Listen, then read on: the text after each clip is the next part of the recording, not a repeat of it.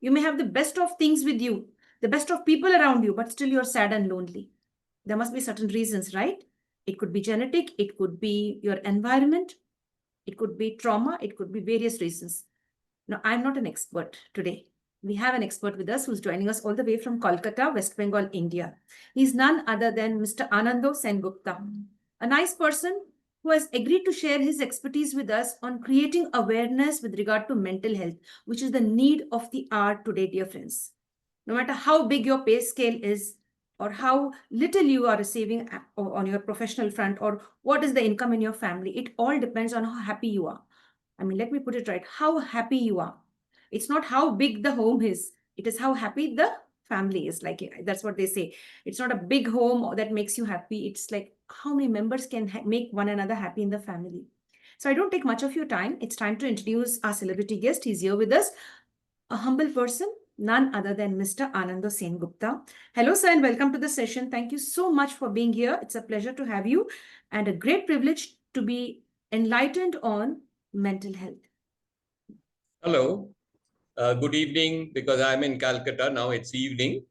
Good evening to you. It was a beautiful introduction. Basically, I would first introduce myself in very few words. Basically, I am a professional engineer come MBA who had worked and professionally for 37 years in the corporate world. When I retired, I decided that I would change my line and I would like to do something which is attached to the social work. Why? Because I thought whatever I have today, if I can give something back to the society. So therefore, I went into mental health. I did a lot of studies. I did a postgraduate diploma. And I came back into this. And currently, I'm a mental health practitioner. I'm a psychological counselor. And this is what I really love. And we have a chamber in Calcutta. And the organization which we have developed between 8 of us is known as Bhalo Theko. In Bengali, the meaning of Bhalo Theko is stay well. That is our motto, and we actually work on awareness of mental health. And I would like to talk on awareness of mental health today. Many, many thanks for introducing yourself, sir. Thank you so much. It's really nice. And I'm so glad that after 37 years in the corporate sector, you've come in this beautiful zone of creating awareness, understanding what is mental health, and enlightening everyone. I mean, the people who don't know. Because usually you see most of the parents, but they think that I provide food, clothing, and shelter, toys, a TV, a mobile to my child, and that's done. You are right. And when you started the topic, you have used a very, very important word, which is happiness. People who have studied science, there was a term which is known as absolute zero, which is minus 273 degrees centigrade. The definition in physics for absolute zero is it is a temperature which can be approached but can never be reached. Happiness is something exactly like that. I define happiness in the same form, that it is something which can be approached but can never be reached, because there's no end to happiness. Why I've picked up this word happiness is, today a lot of people, including the parents, they try their children to be actually successful. This is the word maximum parents use with their children, that you have to be a successful person. I beg to differ, because I have always felt that people must be happy by themselves. That is the main word. If you are happy, rest of the things automatically comes into place. Coming back to the main topic today, which is awareness of mental health. Mental health today can be very well defined as the orphan child. Why an orphan child? Because all other sicknesses are taken care of. Seeing anything below this, whether it is your eye, your nose, your lips, your breast, if there is a problem, you feel that your hands are paining, what happens? You immediately take a painkiller, or you go to your spouse or your parents and say that there's a hand ache. What do I do? He or she helps you out or takes you to a doctor. This is the typical phenomena in all kind of families, whenever there is something called a physical illness, we are quite accustomed to this kind of a situation where the physical illness is countered to. But when it happens with mental health, which is also something like physical, something to do with your brain, something to do with your mind. Suppose you don't feel good in your school or your college. You come back and you tell your mother that I'm not feeling well today. The general answer is, oh, that happens to everybody. Don't get worried. Acha chalo, what do you want to eat today? You want dosa? Okay, chalo, aaj ek dosa bana deta hai. So what the mother is doing basically is, instead of that physical health part, whenever it comes to the mental health, she is putting the problem under the carpet. And once it goes under the carpet, what is the problem? Today, in all countries, including our country, the major illness is cancer. Major illness. Either you have somebody in the family, or the next door, or a friend. And most of the cancer patients, when they go to a doctor, the project says that almost 50% of the cancer patient have this as an answer from the doctor. What is the answer? The answer is, oh, you have come so late. If you had come earlier, we would have sorted this out. Because most of the cancers today are treatable. For example, the breast cancer for ladies and the prostate cancer for men are absolutely non-fatal today. But what happens is people have to go to the doctor on time. Now come to mental health. Because if you put the same thing under the carpet, you face the same problem. When you finally land up, it becomes a snowballing effect. And the doctor or whomever you visit to, they say, oh, ab to der kar liya. You are late. So my talk is based basically on that please also watch the mental health equally as you watch your physical health. Now come back to your childhood. What happens? Everybody has a mental issue. Everybody. Mental issue means not a disease. I am not talking of a disease at all. I am talking of a situation when somebody doesn't feel well, mentally not feeling okay.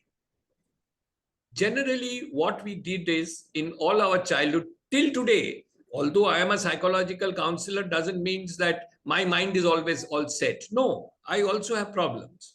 So what generally a human being does is, he or she, when he goes to sleep, he sorts out his problem. If you notice, everybody does this, tries to solve. Suppose a girl wants to sort of date with a boy in the class, and the boy is not giving any patta. So she comes back and says, Acha, how do I get hold of this boy? This is true for all people at all ages. This has happened. Nobody can say yes or no to this. So he or she tries to sort it out when he or she is going to sleep. Another very good place where a person thinks over is in the washroom, when he takes a bath or when he is actually sitting on the commode. These are time when the time is entirely yours. There is nobody to disturb. So generally, the first step is, whenever there is a mental issue, the person tries to sort it out himself or herself, because he is the best counselor for himself. Suppose he fails, then what happens? If he fails, then he goes and consults somebody, maybe a good friend, maybe the parents, maybe a neighbor, maybe a cousin, or in schools, the teachers are very good counselors. They can go to the teachers also. A lot of teachers say that children come to me with problems.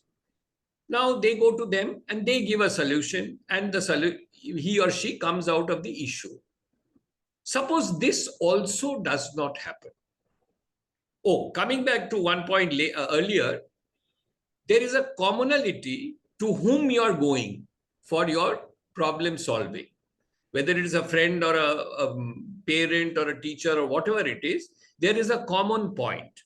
The common point is trust. You will only go to a person whom you trust. Otherwise, you will not go to him or her. Suppose you go to a friend and you see that whatever you have confided to him or her, he has passed it on to somebody else. That means he or she has broken your trust. Once your trust is broken, you will never go back to the same person. You think of your childhood, you will never go back to the same person. So trust is the key word within inverted commas. Whom you trust, you can go for a solution. Suppose still it does not happen. Then what do? Then my suggestion is, please go to somebody who is handling this subject. I may not be an expert in this, but I can vouch that there are a lot of people like me who are psychologists who can help people out in doing this job.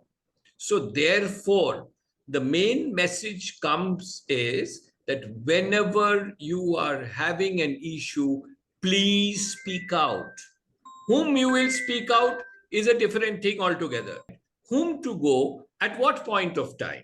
Like in the case of physical health also, your husband may help you out, the medicine works. You don't have to go to a doctor. So this also has steps when you have to go to somebody. Do not, I repeat, do not keep the problem under the carpet. Because if you put it under the carpet, you will end up into problem. Any questions till now? Then I will proceed. Excellent, excellent. So I really like this. Like if you're facing a problem, please speak it out, share it with someone whom you trust. That's what you've said in inverted commas, whom you trust, because if you just share it with anyone, they will take advantage of you if you are innocent and vulnerable. That's really nice to share that. And you also mentioned if you don't find anybody trustworthy, you can always meet a professional. There are so many professionals out there. That's really nice. Actually, at the start, when you were sharing this, like with the doctor, I suppose a patient has been, a patient visited a doctor and the doctor says, "Ab bahut der ho chuki hai." So what I was thinking in my mind was like, why can't the doctor say, "Oh no, don't worry, you're on time here." That also plays a very important role, right? So the doctor assuring the patient that, okay, everything is well. You came here, or you've come for a diagnosis at the right time. It could be treated. We will try our best. Than saying der ho gayi. Even listening that from the doctor's mouth could have a negative effect on all of us. Am I right, sir? You are very, very right. See, human beings are different. Each human being is different. We still prefer those doctors who assure you. If you remember, I don't know how old are you, but you can understand I will be touching 70 next year. So you can easily imagine my age group. Okay. Now, we had doctors in our childhood who used to always assure. Their gospel was to assure the patients, which is unfortunately not the case today. Medical science has really proceeded very, very fast, but there has been a lot of changes into the attitudes of the doctors. The doctors have also become corporate. So therefore, the power of a lot of doctors who are attached to the corporate hospitals are very, very less. Because I have a lot of friends who are doctors. They say when you are into the corporate, your power is curbed. But when you are doing it personally, you can do your things. So therefore, your question is very right that a doctor has to assure the patient. This is our gospel for the psychologist. We never tell anybody that you have come late. The only thing which we do is, if we find that when the patient comes to us, that he is in a extremely bad shape, then we understand he may need medication, because medication is not our part of the job. So we may think that he may need medication. Then what we do is, we have in our panel also psychiatrists who are actually doctors. So we send these people to the psychiatrist such that they can start some medicines. So the game is between the psychiatrist and the psychologist. This is also to be very clearly understood by the common people. The psychiatrists are on the top of the psychologists. That means if the situation is quite bad, that means in cancer, if he is in the stage 3 or 4, then he has to go to a psychiatrist who starts the medicine. When the medicine starts working and the patient becomes much in an improved stage, then he passes on to the psychologist who does not use a medicine and operates on a counseling basis, and the reverse. So generally there are 3 parts. First, the medicine starts. If it is a bad case, the patient, he starts with the medicine, then there is part medicine reduction and the psychologist comes in. So it's part counseling, part medicine. Then the medicine is totally wind off and it becomes fully counseling. These are the 3 steps in which a mental health is handled. Or you can see the reverse, that first we handle, and if we see that we cannot handle without medicine, we pass it on to psychiatrist. And if anybody has gone to both types of doctors, they will vouch that the psychiatrist doesn't give time more than 5 to 6 minutes, like any other doctor. But that is the part, it is not their negative point. That is how they do. And a psychologist like us will give minimum 1 hour to this patient. Because this is the style, in because we don't have the armament of a medicine. We have to operate only by conversation. So therefore, it is very, very important for a person to first go to a psychologist. And in most of the cases, it will be sorted out. If it isn't, he will the best guide to tell you that now you go to a psychiatrist. Am I clear in the steps which we should take? Any questions up till this? I have one question in my mind which I'd like to ask you.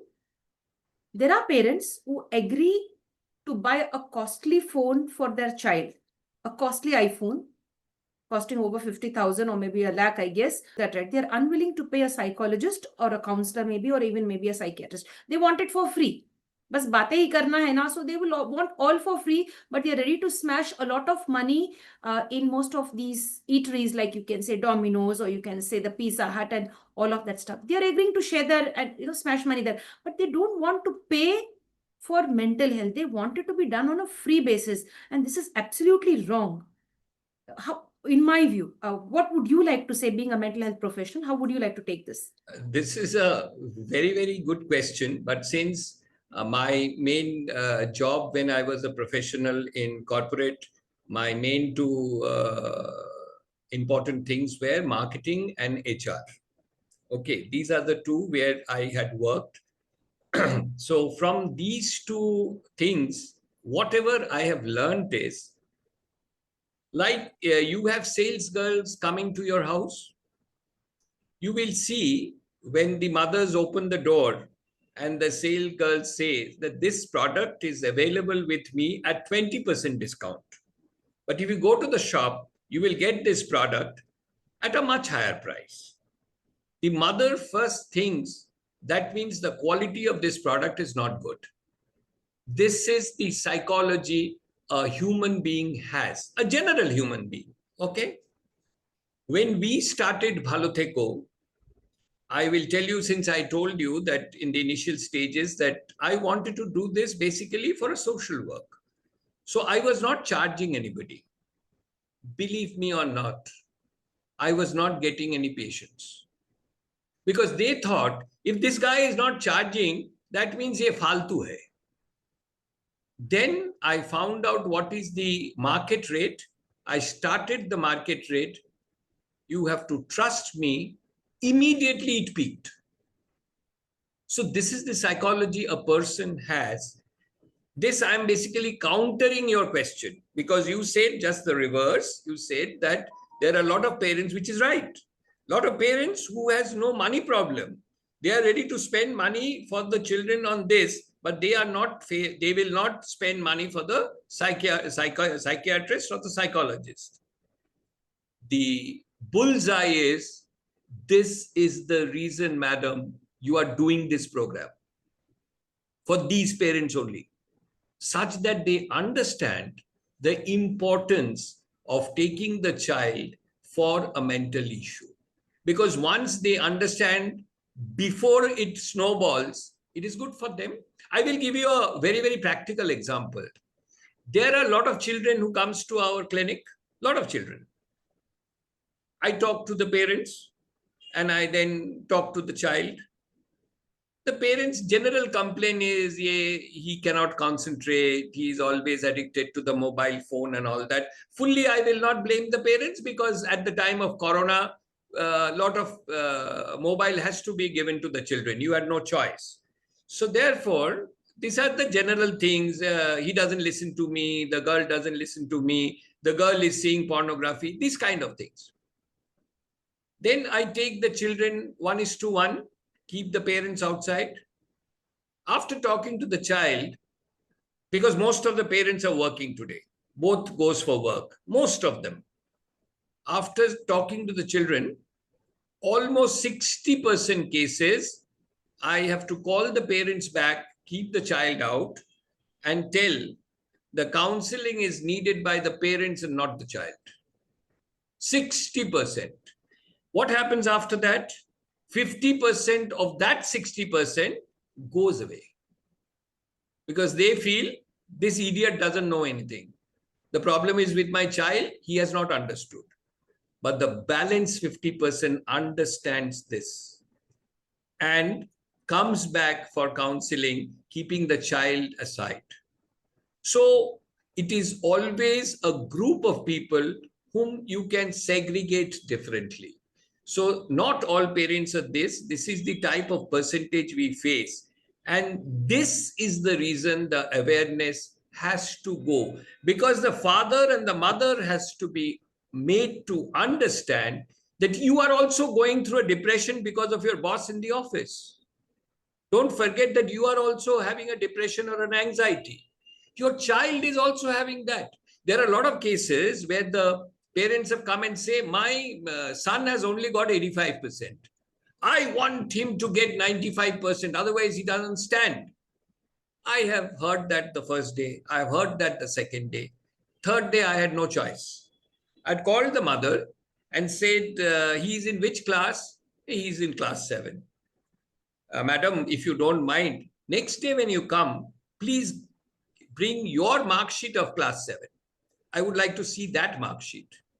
Bas band. The topic closes. This is the problem with the parents because now it's a single child syndrome, double child syndrome, maximum a double child syndrome. So because both are going to the work, they think that the carrot is most important and not the stick. I will tell you from my experience of 70 years that for bringing discipline anywhere, not only with child, bringing discipline anywhere in the corporate sector also, you need a combination of a carrot and a stick together. It cannot be only carrot or a stick. You will find a lot of parents who scolds a child for genuine reason in the morning, genuine reason that the child has done something wrong. When the father comes back from the office, he brings a doll for the daughter. Why? Because he felt bad and he thinks by giving a doll, the daughter is back to the things again. No, this is a very, very wrong thing. If you thought that you have done a wrong thing in the morning, please say sorry. Immediately say sorry. But if you think that what you did is right, then never bring a gift.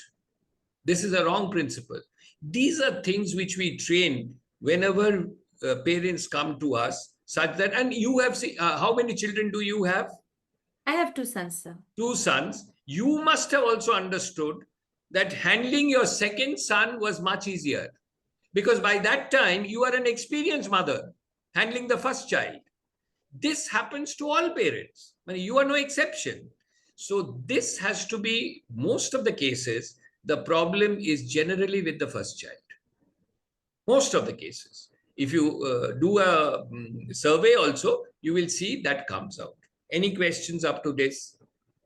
Yes, sir. I have a question, sir. Thank you for sharing what you've just shared. Thank you very much. And I'm happy that you brought this topic called as parents being abusive sometimes. I mean, sometimes for genuine reasons, they can check the child, but there is a way of checking your child. You cannot use cuss words or you cannot use abusive language, which will scar the child. So again, when you realize that, no, I'm doing something wrong, I'm harming my children with my words, you have to put a full stop, right? Correct, I correct. would like you to speak up today and create awareness for parents, especially not to be abusive. There is a way to tell the child. Now, of course, teachers, if they try to be abusive, either verbally or physically, they are going to be, put in the lockup, or maybe they're going to face the Yeah, they law, are getting punished today. punished today. Now, Yeah, parents are taking it lightly, and there are quite a few parents who are very abusive, verbally abusive, filthy language. So, I would like you to give a very clear message as to how they are damaging the mental and emotional well being of their growing children. fine. This is a very, very important question, but a very, very common question for all families. All families. The word abuse has to be taken out from our dictionary. The very word abuse has to be taken out of our dictionary. The rule of the game is today, you cannot abuse anybody, let alone your children. You cannot. There are so many divorces only because of this abuse between the couple. When people come for couple counseling, it's a very, very common thing today of you see the boy separately, you talk to the boy separately, you will not understand that he can abuse. So the outside and the inside of a person are it just like our storybook of Dr. Jekyll and Mr. Hyde. It is exactly like that. I am slightly going slightly deeper. We have found out that almost 70% of the ladies who are lady today, means a grown up lady, confirms that they have been physically, sexually abused in their childhood without exception. Only 30% says, no, I have never been abused. And who has abused? Very, very close people. The uncle, the cousins, the dada ka friend, okay, the neighbor, means people who had clear entering permission in the house. And out of the 70% ladies who has been sexually abused in their childhood, out of that 50% has gone to their mother and said, Ma, this has happened to me by such and such. This 50% ka 50% mother has said, you are at fault. He cannot do this. Your chacha cannot do this. You must have done something. So these kind of abuses in our chamber we have seen, these abuses have been kept inside. The mother has not vouched. So this girl has never been able to tell anybody that this has happened. But in our corporate language, what we say, the root cause analysis. When we do the root cause analysis in our chamber, we find this is the reason of the depression or the anxiety. I have got patients who has told me, I cannot stand a male member. I just cannot. When you probe in, you probe in, you probe in, you find something is there inside her, which has happened in the childhood. So this is one issue people should keep it in mind. Another misnomer is most of the people think that this child sexual abuse is only on girls. No, big no. It is also on young boys. And you will be surprised to know that generally on those cases, the person is a mommy, a kaki, people like this, a bhabiji, But the theory becomes the same, who has real access in the house. So this abuse thing comes to a human being at different point of time. So therefore, I am with so strongly saying the word abuse has to be removed from our life and dictionary. Anybody does an abuse thing to anybody, there is an issue. So therefore, the question you have asked, you cannot abuse your children. Then what should you do? What is the answer? Answer is, when we were youngsters, generally in my father's time, there were 11 brothers, 12 brothers and all this. Then in our time, it became 4 or 5. Now it has become 2. The generation has changed in such a fashion that they understand only logic. You cannot say to your child, ye karna hai. No, he or she will ask you, kyun karna hai? Kyun nahi karna hai? This is the typical question. So you should be intelligent enough to make your child understand what you are saying to do or not to do.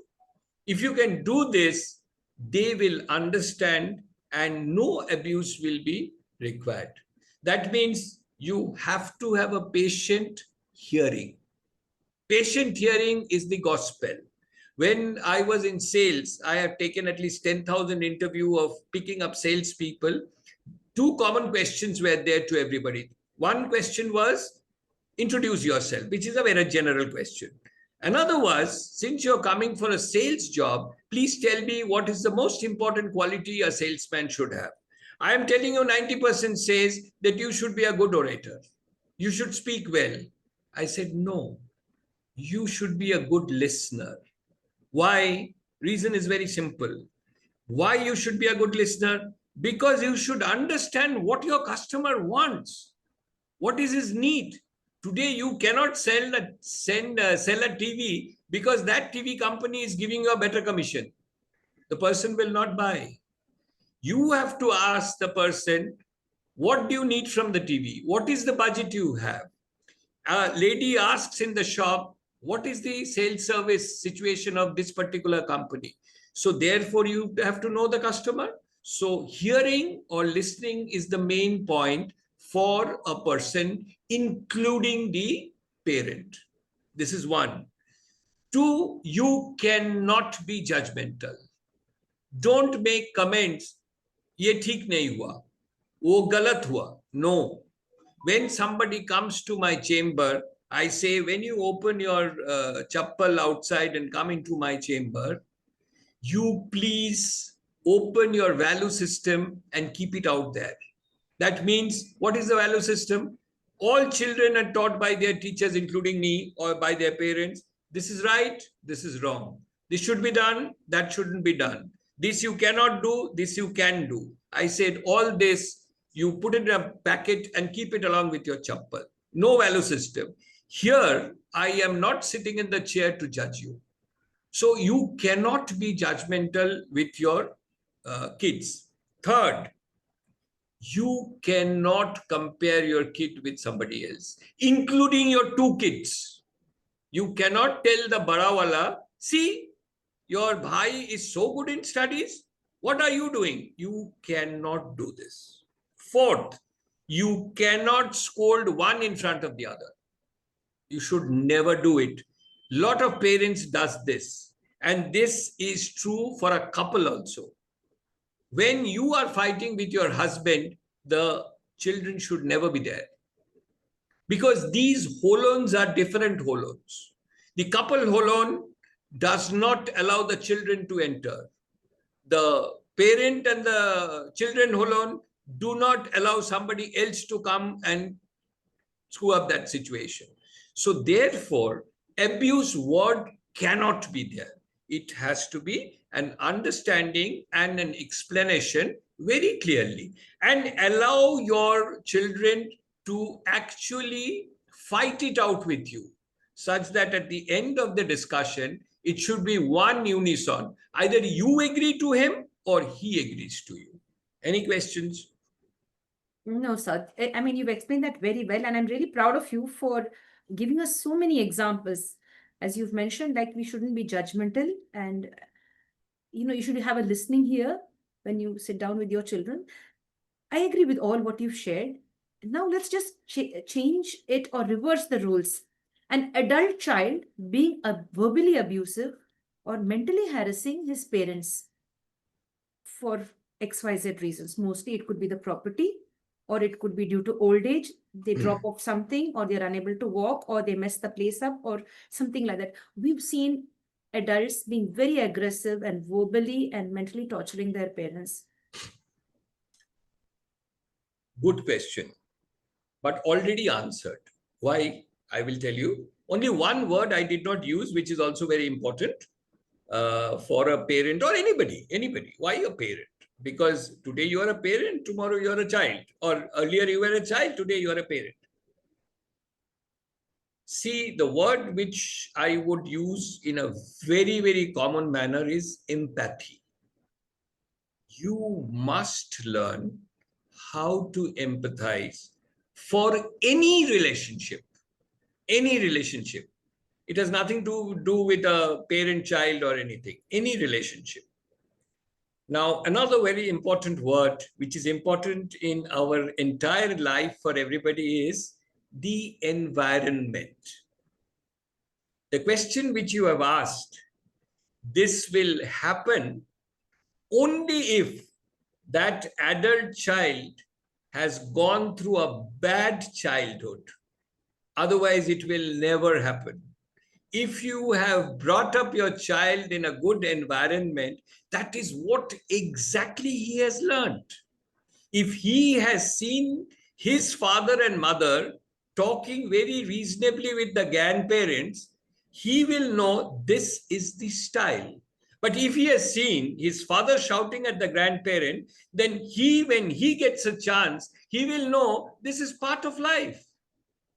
So it is you who have to take a decision of what environment you give it to your child. It is very, very important. Classic example. Across the world, the most difficult relationship is mother-in-law and daughter-in-law. All throughout the world. These two gelling very well is always a difficult job. Always. And why this happens? This is the phenomena of a ragging in an engineering college. I have been ragged in the first year by the second year. I cannot do anything to the second year students because they are seniors. So what do? When the next year, the first year comes in, I go and rag them. Because they also cannot do anything to me because I am by that time a second year student. Whoever studied engineering like me knows this is the phenomena. This is exactly the phenomena of a mother-in-law and a daughter-in-law. The mother-in-law has seen that I have been tortured by my mother-in-law. Now this is my chance to do the same thing with the daughter-in-law.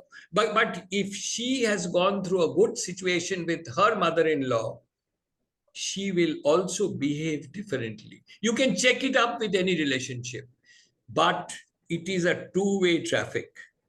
Always it is a two-way traffic. Both has to come to bridge the gap. The mother-in-law may go 60% and this 40% or the reverse. It depends on the nature of the daughter-in-law and the mother-in-law.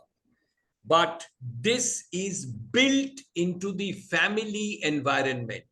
Till today, in our time, it was arranged marriage. But now this word has been obsolete. There's nothing called an arranged marriage. Everything is a love marriage. People decide themselves whom they want to get married.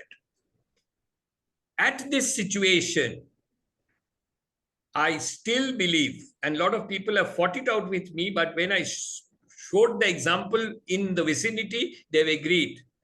The marriage is not between two people. A lot of people you will see, the mother-in-law of the mother of the daughter says, no, itna chinta karne ka kuch nahi hai. They will stay in Bangalore. The parents stay in Calcutta. So the girl will never face the mother-in-law and the father-in-law. So no issues. No, big no. Why? Because the son with whom this girl is getting married has been brought up by those parents. So whatever he has learned, he thinks that is right. Because everybody thinks my parents are right. So if he has been into a family where the father was dominating, he will think my family, I have to dominate. He will know. And there's nothing wrong in this because he has learned this. Or take a reverse. A daughter has come from a family where the mother is dominating. A lot of families are there where the mother is more dominating. It can happen to any family. Then that daughter also thinks after marriage, it is me who will dominate the family. And the tussle starts. Therefore, the environment is very, very important. So you must judge the family also. I'm not saying there's anything good or bad in this. You have to judge the family, see the family and the child, whether it is a son or a daughter, whoever it is, and then try to mingle them. Then only you will see it will be a chance or a shade better in the marriage in the ultimate zone. Have I answered you? Yes, sir. Spoke so boldly and courageously. You've given us a lot of facts. You've given us a lot of case studies, and that really makes sense to each one of us as to why mental health is so important, not only for the child, but for parents, for teachers, and for all professionals, for homemakers, for every one of us, irrespective of age. And as Sir said, like no abuse, there is no place for abuse. The word abuse should be completely taken away or it should be cut off the dictionary, right? Yes. If you have a lovely family, do take care of them, dear friends. Before we sum up, we'd love to thank our celebrity guest, our resource person for today. He's been so articulate and so clear with what he was sharing. A lot of clarity that I've received today on this platform.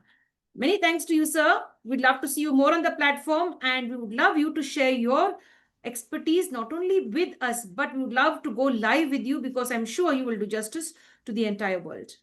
Thank you. Thank you very much for giving me this opportunity because I would love to be live with people such that my basic approach, as I told in the beginning also, that if I can help somebody a minimum percentage also, I will be too happy. That's really nice, sir. Thank you so much. Stay connected and stay blessed. Looking forward to the next interaction very soon. Okay, bye. Thanks. Thank you. Thank you, sir. So dear friends, with this we come to an end now to the International Fab Talks for today. Please do share this video with the right kind of people. They could be students, they could be parents, they could be young couples who are yet to get married. Whoever could really benefit from this, share it with them. Let the message reach out clear. We are not supposed to judge others. We are supposed to have a good listening capacity in order to make life beautiful and not always focus on your own self. Apart from you, there are others around you. That's what makes life beautiful, when we gel and we vibe with others in the right way, giving importance to mental health, emotional well-being, of course, physical health as well. With this, we'd like to sum up now. Thank you so much. Stay connected, stay blessed. Like, comment, subscribe, and share to support us.